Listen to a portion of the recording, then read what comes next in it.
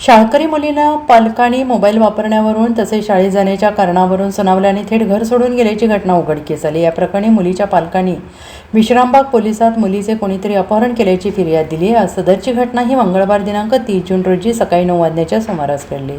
याबाबत अधिक माहिती अशी की शहरातील टिंबर एरिया परिसरात सदर मुलगी कुटुंबियांसमवेत राहते। काही दिवसांपूर्वी तिचे पालकांसमवेत शाळेला जाण्याच्या कारणावरून तसेच मोबाईल वापरण्यावरून वाद झाला। यावेळी मुलगी पालकांवर चिडून होती। मंगळवारी सकाळच्या सुमारास तिने पालकांना मला शाळा शिकायची नाही, मी घर सोडून जाणार असल्याचं सांगितलं। ती घरातून बाहेर पडली। सायंकाळपर्यंत ती घरी न आल्याने पालकांनी पोलीस ठाण्यात धाव घेतली। कोणीतरी फूस लावून मुलीला पळवून नेल्याचं पालकांनी दिलेल्या फिर्यादीत नमूद केलंय।